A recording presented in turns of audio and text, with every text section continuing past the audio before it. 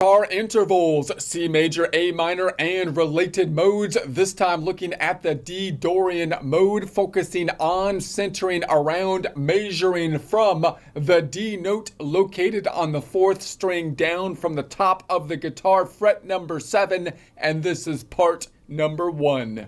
Noted, one of our major objectives is to orientate all of our resources in the same direction, making them as easy on the eyes as possible from the perspective of the player of the guitar, who is of course located behind the guitar. Therefore, for example, my guitar is going to look like I'm playing left-handed, but no, we just flipped it around to mirror what you're doing from behind the guitar, as though you were playing into a mirror. And as you're looking into that mirror, you're of course thinking, man, those fingernails have gotten really long. When's the last time I cut these fingernails? It's getting out of control, ridiculous. But in any case, when we are behind the guitar, we've got the fretboard on the left-hand side, the low or heavy string, the one closest to the ceiling on top, left to right going towards the body of the guitar. Similarly, our worksheet will be orientated, this representing the low or heavy string on our fretboard, top to bottom, left to right, orientated as though we just took our guitar and imprinted the strings on the screen. So we're now going to be continuing on with our interval worksheet, orientating around this D note. And as we do that, we will of course be building basically a D Dorian scale. Let's do a quick recap of how the D Dorian fits into all the other modes, so that as we get good at these exercises, the idea is that you can basically take 15 minutes to a half hour or whatever you got, whenever you got it, and try to cram as much as this kind of theory stuff in your mind as you can, hopefully at some point without the worksheet even, so that you can get a better idea of it on an incremental basis. That's what I've been doing here. I've gotten a lot better at it.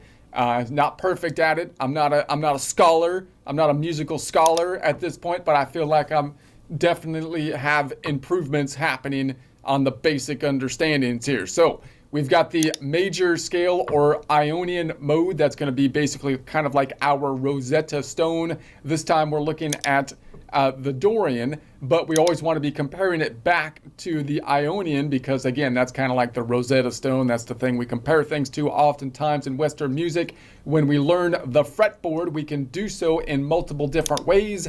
We can learn just the shapes on the fretboard, which is the thing that was most attractive to me as an accountant, because I see that the fretboard is just a spreadsheet, which annoys people when I say that to people, because that doesn't sound artistic or something, and which actually incentivizes me to prove my point, and that's actually motivating. That's a high motivation for my guitar practice to prove it's a spreadsheet. Okay. In any case, so that means that we are just building a shape on the spreadsheet, and as we move the shape from one scale and related modes to another scale and related modes, we could just shift the shape up and down.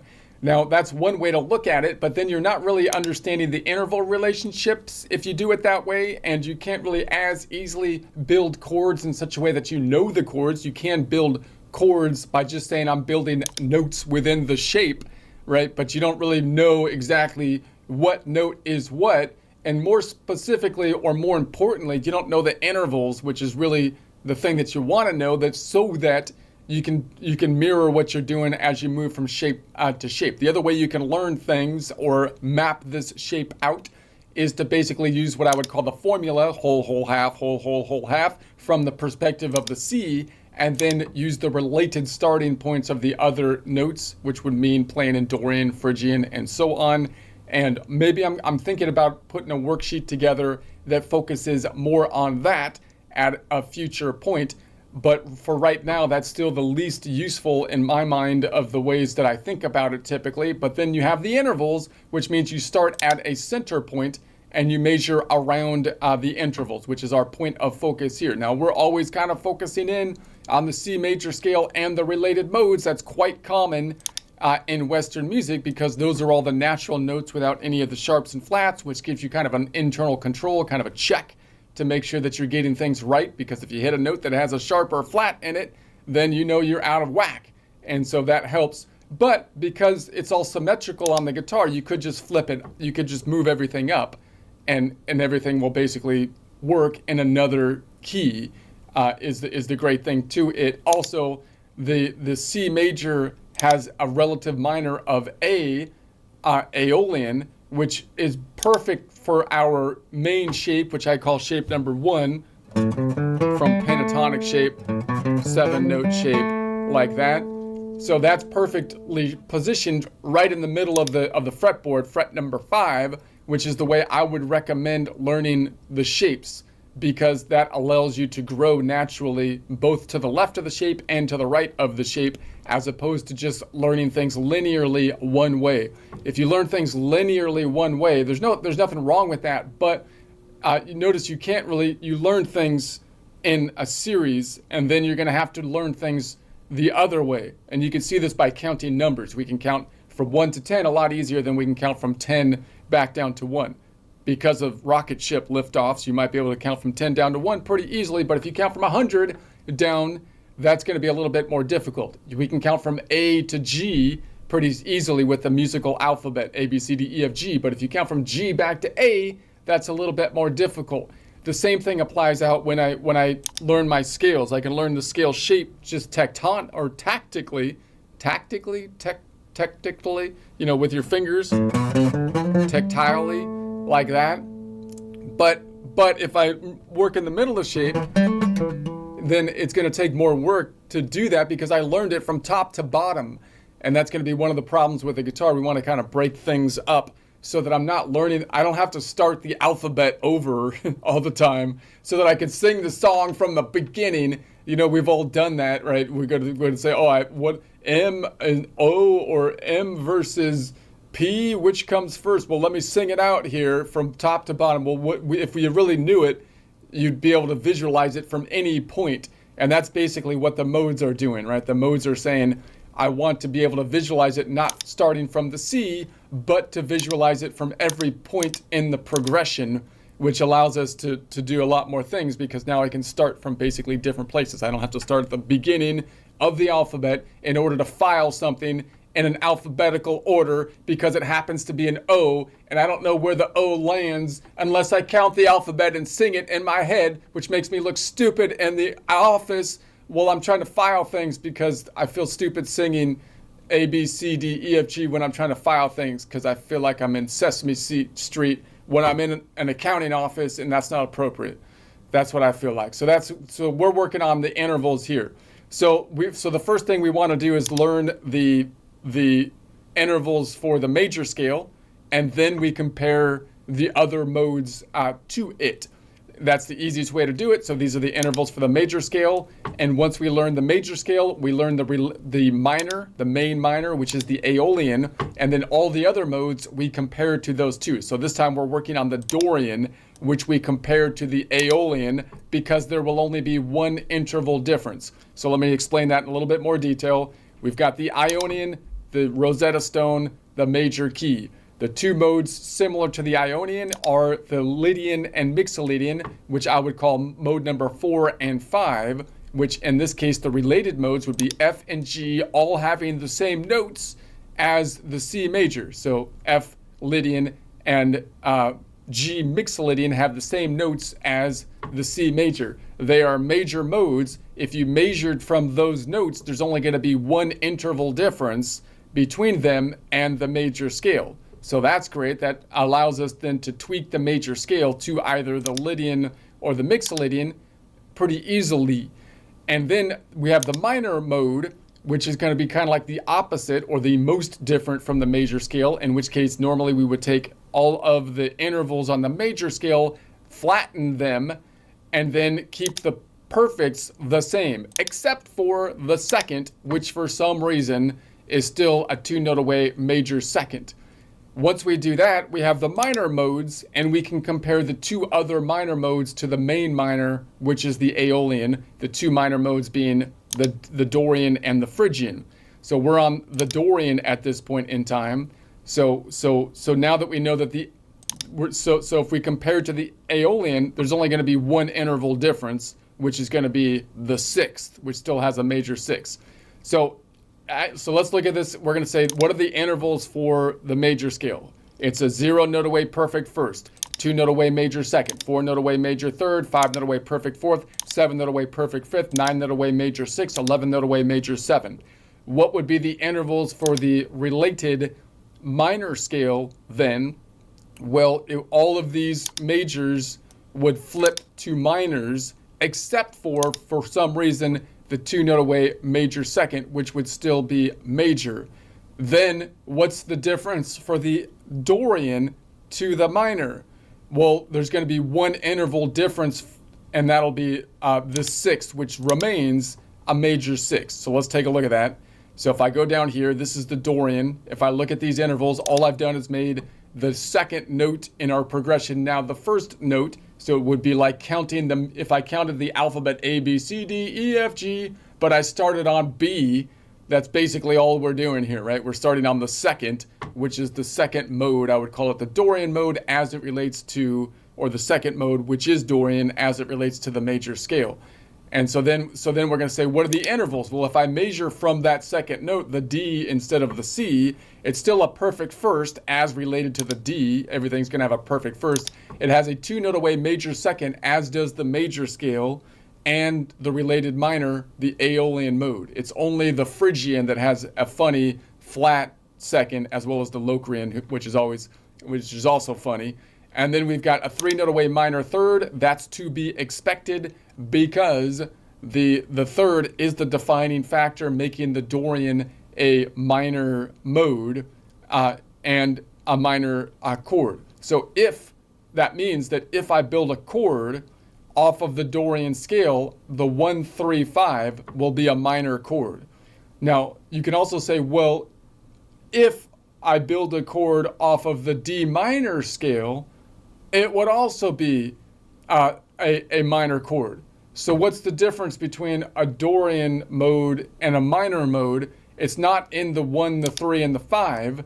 It's in the difference between the sixth. The sixth is going to have the difference.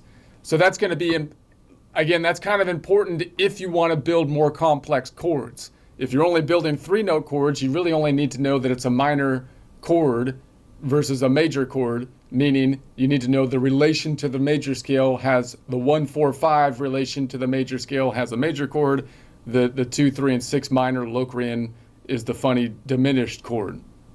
But if you want to go beyond the 1, 4, 5 and add a 7, 9, 11, and 13, the only way to do that by being in key is to expand your understanding past the 1, 3, 5. So that's past the third, basically. Okay, so then we have a perfect fourth, which we would expect on the major and the minor, as well as the Dorian. Most of the modes have a perfect fourth, and then except for the, which one doesn't have the perfect fourth? The Lydian.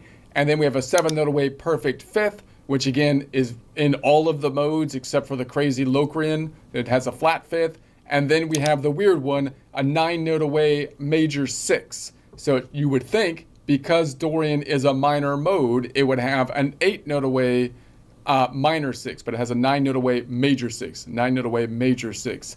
And then it has a 10-note away minor seven, which is what you would expect from a minor mode like the Dorian, rather than what the major has, which is an 11-note away major seven. So you can see the Dorian is actually like the in-between mode between kind of like the major and the minor, right? The major has all the perfects and then all majors on everything that's not a perfect. And then the one that's most minor, not the main minor, but the minorist of the modes is actually the Phrygian, which flips all of the majors, flattens them to the minors. The main minor, which is the Aeolian, actually isn't as minor-ish because it doesn't flip the second. It still has a 2-note away major second, and the Dorian is trying to play on both sides of the game because it not only keeps the 2-note away major second, but also keeps the 9-note away major six. So it's closer to like a major scale in that sense. Now that also means that if I know this shape then I can play all of these modes by just starting from these modes, and I can start to tweak this shape, because I know that if I want to play around this D Dorian, then if I make that the tonic, I'm playing in D Dorian, meaning I play around that note. But if I want to play in D major, instead of learning, in D minor, instead of learning the whole new shape that would be in D minor, which I could do, that's fine to do, I could build that shape based on what I know and say, I'm just going to tweak the one note. I'm going to identify it. It's that B right here, right? So this B, I have a 9-note away major 6. If I wanted to convert from the D Dorian to the D minor, all I have to do is flatten that note. And if I do that, I can then think about the shape that results from it. And so I could, in my mind, say I'm going to build a whole different shape based on the fact that I'm thinking of myself in D minor. Or I can just say, I'm just going to pretend I'm in the same shape, except I'm going to recognize that one interval difference and just shift that in my mind. So when I'm noodling around, I'm just going to identify that one note difference. You will be playing a different shape by doing that, but you can see the perspective in your mind is different. You're looking at it from a different angle. I'm not looking at it, it's a whole different thing. I'm looking at it, it's the same thing with one interval difference. That might be easier to kind of build upon, and then recognize it's a shape. I don't know. In any case, so now we're going to be going around this note, this D. Now, as we look at this D down here, we already did the D up top here, but the D up top is easier to deal with because most people, they start to learn their chord shapes by measuring down from there. So I learn the intervals below it. It's more difficult oftentimes to learn the intervals by saying, if that's my root, what about these strings above it? Why? Because I have to take the inverse distance. I'm doing an inverse interval. So that's really good practice to try to build your shapes from down below so that you can recognize not only building intervals from top to bottom, but you start to recognize what is the inverse intervals, what's the inverse relationship, and how can I build out chords, for example, from notes down here. We're also closer to the fault line, remembering that this tectonic plate shifted to the right, so we're living right on the fault line, just like I am here on the San Andreas. I hang my feet right into the San Andreas, and I say, what are you gonna do? You're gonna slip tectonics plate? You're gonna slip on me? I don't care. And then I spit into it just to see, because then that might get the plates, because there's tension between the plates. So if you spit in there, then maybe that'll get them. Maybe that'll make the tension going. But I don't care. I flirt with death over here. And any case, so that's what we're gonna do. So let's first just take a look at the octaves. Before that, let's do a quick joke here. So that's a long intro because we're on a new mode here. So here's my joke. Okay. Living in Hollywood must be tough because there's a lot of crazy, like, groupthink kind of identity stuff, and you got to fit into, like, these weird cliques and whatnot. And or else you're going to have these people picking on you, it seems like, for not being part of the cool think tank, the cool new whatever new, clique think tank is there and whatnot. And that's why if I was in Hollywood, I'd name my kid Anxiety. My kid's going to be named Anxiety. Why? Because the last thing the bullies in Hollywood want, all the kind of the weird social contagion bullies in Hollywood want, is an anxiety attack. You know what I mean? That's like the worst. They'd be scared crapless of my kid and be like, back off with your social contagions unless you want an anxiety attack. If you mess with that kid and get an anxiety attack, then your doctor's gonna end up putting you on medications for the rest of your life, just so you can feel happy, for crying out loud. And so that's what I'm gonna do. All right, anyways, let's measure around this one. So if we go up above this note, so we're looking for a 12-note distance. There's only 12 notes in the musical alphabet. If we take any of these strings, measuring from the 1 fret to the 12th fret, then you can spin it around in a circle, if you take that string and put it around in a circle, it wouldn't work because you wouldn't have tension in it. But you can imagine that if you could and you put it in a circle, then you can go around one side of the circle or the other side of the circle. It's a 12-step lap. And so if you're looking going clockwise or counterclockwise, it'll be 12 steps. Therefore, I don't have to look for the inverse distance. I just need to look for 12 steps. So if I go up one string, then I'm going to see another D out here, 5 frets forward, 1, 2, 3, 4, 5. So if I count that out, it's going to be -5, 4, 3, 2, 1, 0, or 12. So let's count it out here. So where's the octave from this D? -5, 4, 3, 2, 1, 0, boom. So it's actually the same note, but we're not getting into, we're just finding the same note. I'm not very, okay, so let's go up. So that means that if I go up one string, then the octave is going to be 5 frets forward unless I cross the fault line, which would only happen on the B string because this tectonic plate shifted to the right. Therefore, if I go up one string from there, I'd be right here, which is a shorter distance because I have shifted this note in. So that means that if I go up one string, the octave or the same note will be 5 frets forward unless I cross the fault line, in which would only happen on the B string, in which case if I go up one string, the octave will be 4 frets forward. All right, let's go up 2 strings.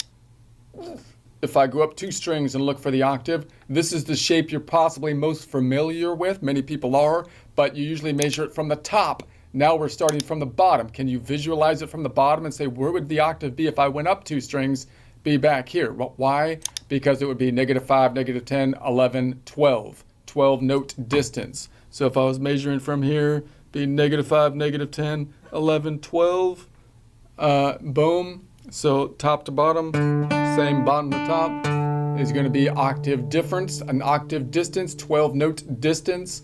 And so that means that if I go up 2 strings, then the octave will be 2 frets back unless I cross the fault line, which would happen on the B or the E string. So let's take a look at this D for ejemplo. And if I went up 2 strings, it would be a further distance because the root that I'm measuring from shifted to the right because this tectonic plate shifted to the right.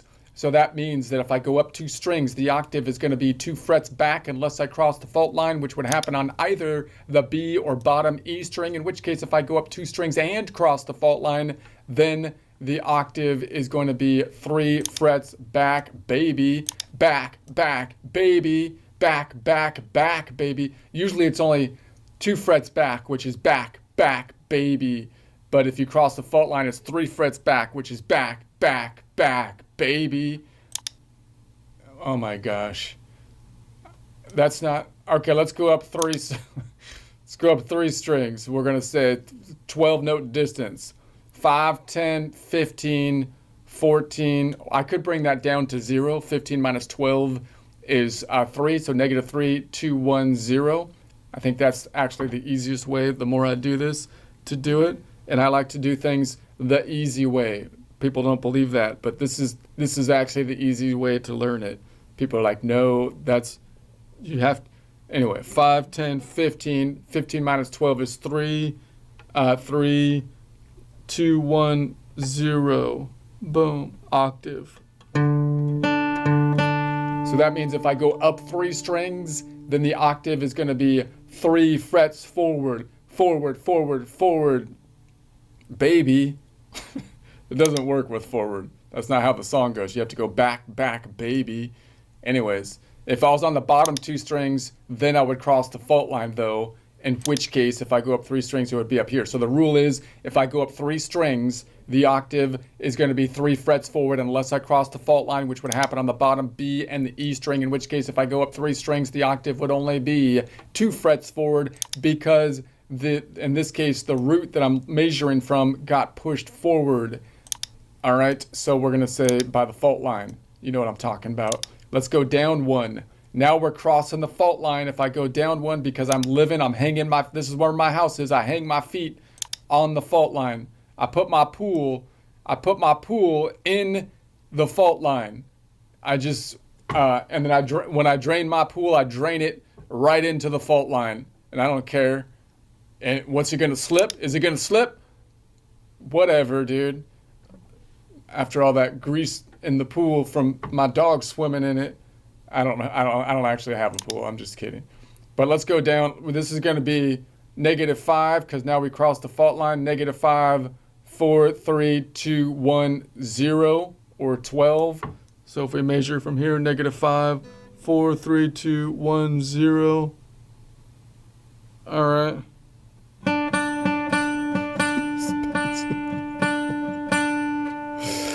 Oh, God. So it's 4 frets back. So if I go down 1 string, the octave is 4 frets back. Now, that's the only time it would be 4 frets back because that's the only time I would go down 1 string and cross the fault line. If I was anywhere else, even on this tectonic plate, for example, let's see it out here, then if I went down 1 string, then it would be 5 frets back. If I was up here and I went down 1 string, it would be 5 frets back. So normally, if I go down 1 string, the octave would be 5 frets back unless I cross the fault line, which would only happen on the G string, which happens to be where I am at this point, in which case if I go down 1 string and cross the fault line, then the octave would be only 4 frets back. Okay, so then let's say we go down 2 strings. Back, baby. Back off. All right, get off my back. All right, we go down 2 strings and cross the fault line.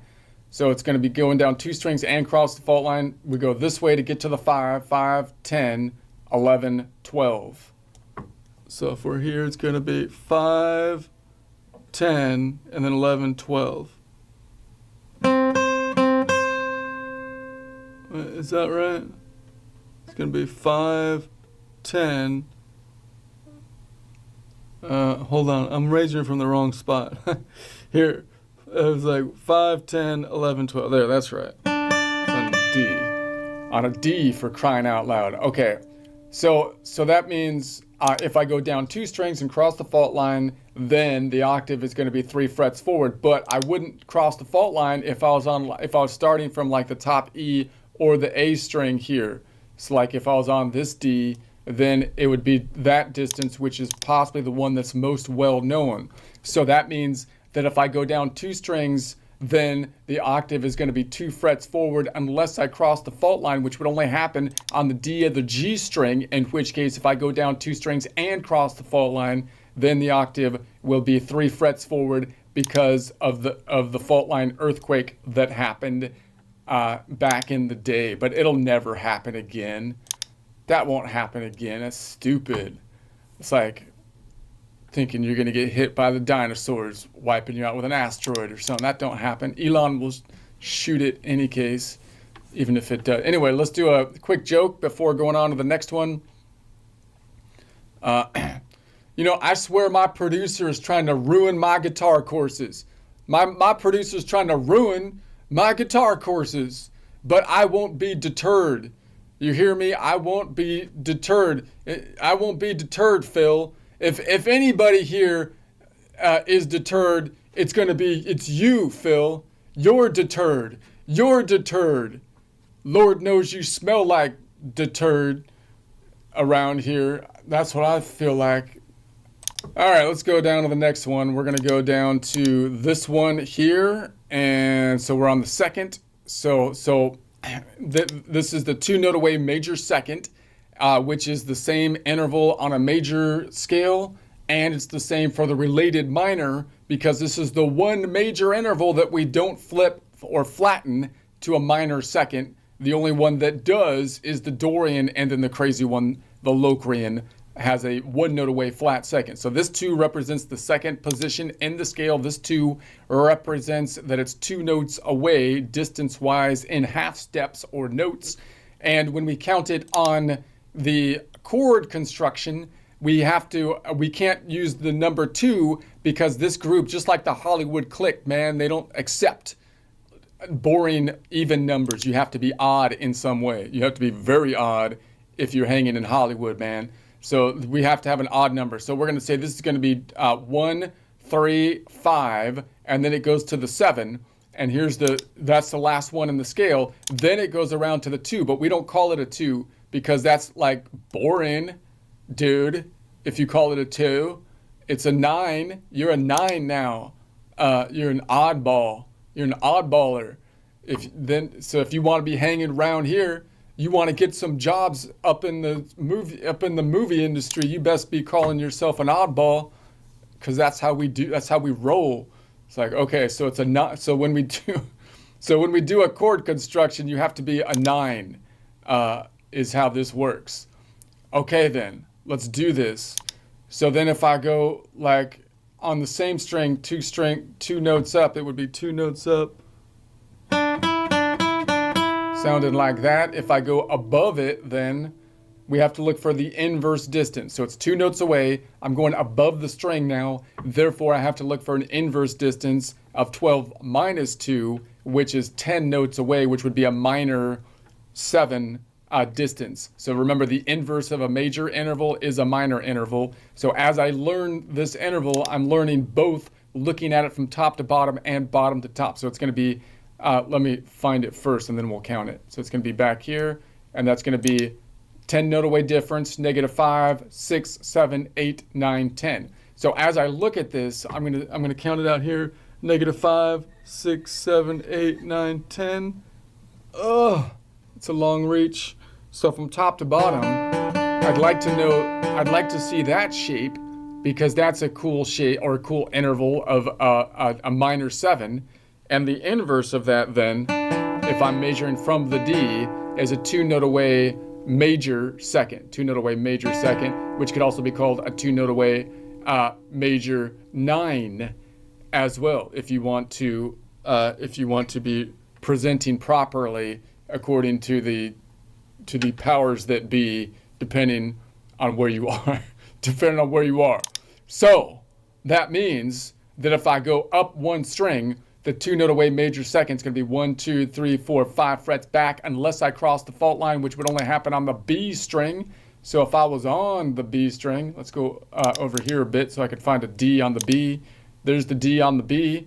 And if I went up 1, it would be out here. So that would be a further distance just out of reach, 6 frets back, which also means there would be 1 6 frets forward. That's our equilateral triangle, even distance on each side, because there's only 12 notes in the musical alphabet. So if I go up 1 string, then the 2 note away major second, which could also be called a 2 note away major 9, will be 1, 2, 3, 4, 5 frets back, unless I cross the fault line, which would only happen on the B string, in which case if I go up 1 string and cross the fault line, the 2 note away major second, which could be called the 2 note away major 9, will be 1, 2, 3, 4, 5, 6 frets back, which is a long reach unless you got long fingers. Dang, fault line made it hard for me to get there. I'm going to be out of breath by the time I get to the coffee shop because the block shifted. Let's go up 2 strings. If I go up 2 strings, I'm looking for the 2 note away major second. I have to look for the inverse distance because I'm measuring from this D, so therefore it's going to be 12 minus 2, which is 10, a distance of 10. So it's going to be 5 and 10 going right above it. So if I'm right here, -5, -10, therefore top to bottom, you might recognize that shape as a 10 note away, which would be a minor 7, cool shape, cool interval. So if I go from bottom to top though, then that's going to be a 2 note away major second. 2 note away major second. They're basically the same once again, but when you say it's a minor 7, then you're cool. But if you say it's a 2 note away, it's an even number, a 2 note away major second, then it's not cool. But you could still kind of be cool if you say that interval name is a 9 note away major second. So that means that if you go up 2 strings, then the 2 note away major second, which could also be called the 2 note away major 9, is on the same fret unless you cross the fault line, which would happen on the bottom 2 strings, the B and the E string, in which case, if you were on like this D and you went up like 2 strings, then it would be over here. So the rule is if you go up 2 strings, the 2 note away major second, which could also be called the 2 note away major 9, will be on the same fret unless you cross the fault line, which happens on the B or the E string, in which case if you go up 2 strings and cross the fault line, the 2 note away major second, which could also be called the 2 note away major 9, will be 1 fret back, or just back, baby. 1 fret back, baby. 1 fret. I need to get one for going forward. 1 fret forward. Now you want to use the F word or something. That doesn't work though. This is a family friendly, for the most part, presentation. 1 fret forward, F. 1 back, baby. Okay, I don't know. I'll have to figure. 1 fret forward. All right, I have to go up 2 strings. Let's go up 2 strings.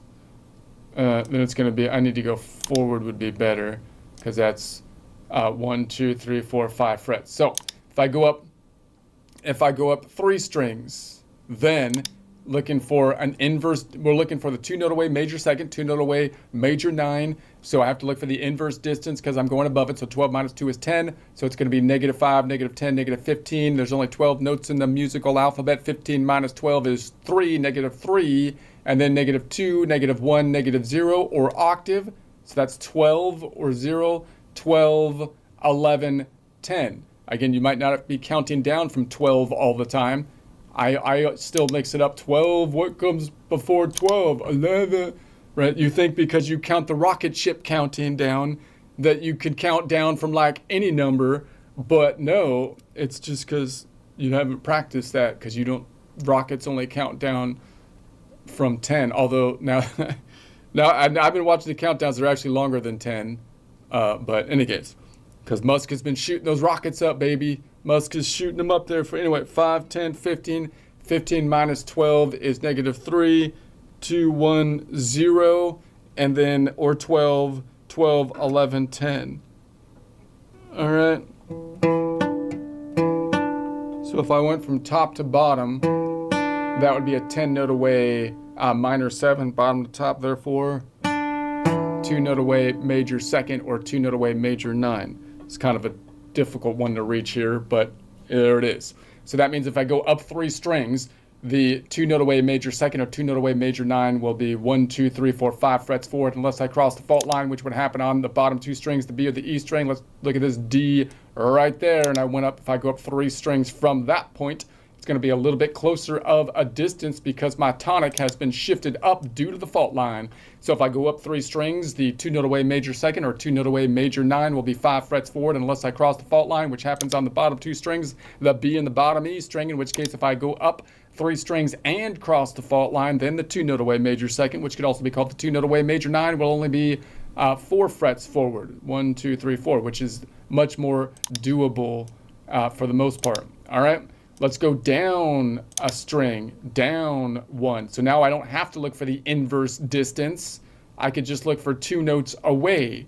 But I am on the fault line here, so this is the only time I go down 1 string, and I'm hanging my feet over the fault line, flirting with death. It's like smoking. I won't smoke a cigarette. I don't want to mess my lungs up, but I'll hang out on the fault line. And so we're gonna, it's like Hollywood in the fire zones over here, you know. I won't smoke a cigarette because I don't want it to hurt my lungs 20 years from now, but I'm also not gonna clean the brush for fire hazard purposes or buy insurance. It's kind of weird thought process. But anyway, this is gonna be -5 out here, 5, 4, 3. Now, wait a second. You're in the wrong area. What are you doing, dude? It's right there. Put your head in the game. Stop thinking about fault lines. This is going to be 5, 4, 3, 2. There we go. All right. So if I was here, it's going to be 5, 4, 3, 2. That means that if I go down 1 string and cross the fault line, the 2-note away major second will be 2 frets back. But this is the only time I would cross the fault line. Like, even if I was on this D, I wouldn't have to cross the fault line on this. Like, this would be on this continent, right? And then if I was like up here, then I certainly wouldn't cross the fault line. So it's only right there where you happen to put your house that is in danger. But that's where you have a view of the crack right there. That's why. So what if it slides into the ocean or slides into the crack? This is gonna, so if I go down 2 strings if I go down one string, that means if I go down one string, the 2 note away major second or 2 note away major 9 will be 2 frets back, back, baby, unless I cross the fault line. No, wait a second. I'm totally messed up. It should be out here. Man, you totally are messing. Okay, I'm almost done. I'm getting to the end here. So if I go down one string, then the 2 note away major second will be 3 frets back, back, back, baby, unless I cross the fault line, which only happens on the G string, in which case if I go down one string, the 2 note away major second, which could also be called the 2 note away major 9, will be 2 frets back. That's when it's only back, back, baby, instead of back, back, back, baby. All right. What if I went down 2 strings, last one, if I go down 2 strings, it's back here, or forward would be better. So let's wrap this up. If I go down 2 strings and cross the fault line, it's going to be -5, 10, and then 11, 12, octave, and then or 0, 1, 2. So if I count from here, it's going to be -5, 10, 11, 12, or 0, 1, 2, boom, boom. So that means if I go down 2 strings and cross the fault line, the 2 note away major second, which could also be called the 2 note away major 9, is going to be 1, 2, 3, 4, 5 frets forward. But I wouldn't cross the fault line if I was on one of the top 2 strings. Like if I was on like this D, then I totally wouldn't cross the fault line, in which case it would be here. So the rule is if I go down 2 strings, then the 2 note away major second, which could also be called the 2 note away major 9, will be 1, 2, 3, 4 frets forward. That's the norm. But if I cross the fault line, which would happen if I started on the D or the G string and I could still go down 2 strings, then if I go down 2 strings and cross the fault line, the 2 note away major second, which could also be called the 2 note away major 9, will be 1, 2, 3, 4, 5 frets forward. All right, I think I have to stop. I'm confusing myself, confusing people. Let's do one more joke here just to wrap things up. Because you know why? Because that last joke was mean, man. That last joke was mean. But I'm not, seriously though, I'm not a bad person for laughing at it. I swear, I'm not a bad person for laughing at the joke, because at the same time that I was saying the joke last time, I was totally thinking of like a humorous yet innocent thing that happened to me like last night. It was like a totally humorous but totally innocent thing that was kind of funny that I was just happened to be saying at the same time that I was saying that other thing. So even though it looked like I was laughing at that, which would be mean, I wasn't, because they happened to happen at the same time. It's like, okay, wait a second. I feel like if we stop the tape and play it back really slowly, we might be able to see from the expression on your face what the truth is here. And you're claiming this is absolutely not. Yes, total exoneration. Total Yes, exoneration. yeah. Ask the Ukrainians to help them cheat an election. And